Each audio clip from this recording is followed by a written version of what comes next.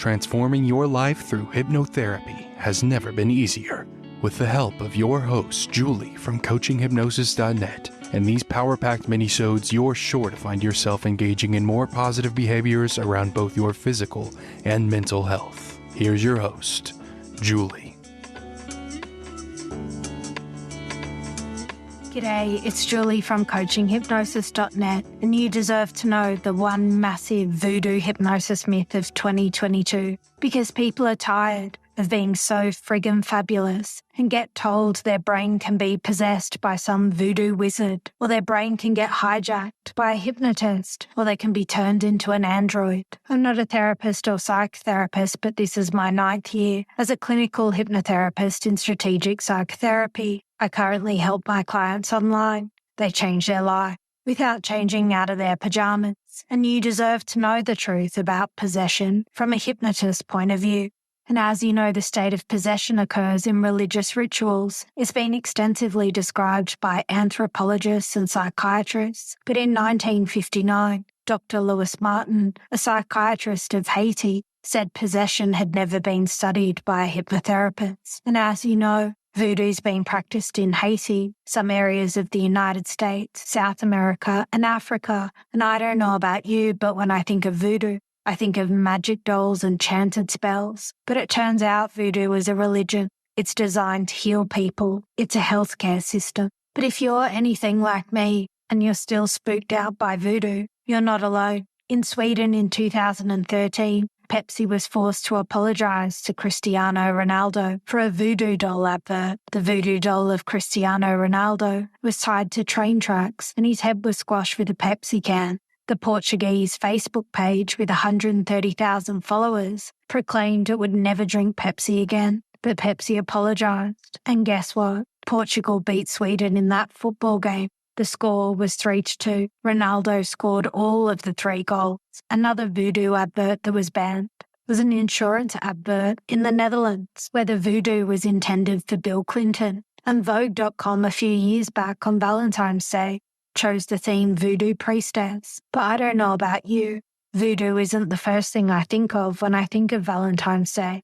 And more recently, there was a new Belgian voodoo Ranger beer. And when I think of Ranger, the first thing I think of is a Ford Ranger, those blokey, masculine-looking pickup trucks. And then maybe a Park Ranger, possibly a Power Ranger, or the Army Rangers in the USA. And all that bad voodoo advertising reminds me of when Mattel decided to introduce a new version of Barbie's Ken in 1993. Mattel decided to ask 5-year-old girls what Ken should look like. And you can imagine, it didn't turn out great for Ken. Ken ended up wearing a lavender mesh vest with a purple vinyl jacket. His hair was frosted white blonde. And it turns out the 5-year-old girls loved it, but their parents just weren't happy to buy that sort of doll for their child. Hilarious.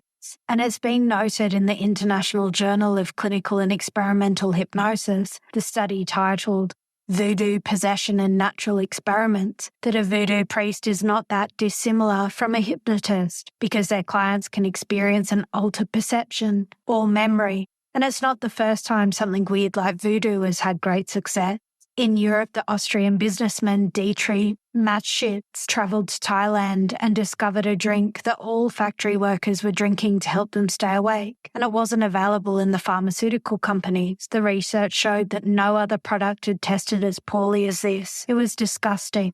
Even when participants were told it stimulates the mind and body, it didn't persuade anyone. However, it became popular with both clubbers and snowboarders, and mixing it with alcohol. The marketing tapped into social proof. If you weren't doing it, you weren't cool. And by 2006, 3 billion disgusting cans of drink have been sold to the value of 2.6 billion euros. Because Red Bull gives you wings. But here's the one voodoo hypnosis myth of 2022. Hypnotists aren't here to hijack your brain. Hypnosis is not a form of mind control or voodoo. In fact, a hypnotherapist can't make you do anything against your wishes. You're not helpless during hypnosis, nor will you lose control of your normal behaviours and moral standards. While hypnotherapy can make you more open to suggestions at a subconscious level, which is why it's used to help shift you towards more positive choices. Your mind isn't able to be controlled by a hypnotherapist. And if you think hypnosis is one of those new age woo-woo practices that doesn't have any scientific backing,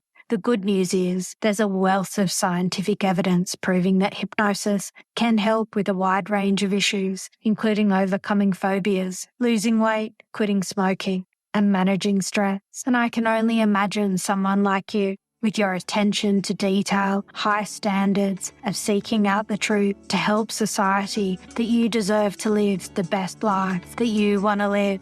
So what if you were to think about hypnosis differently? But what if you didn't? The choice is yours.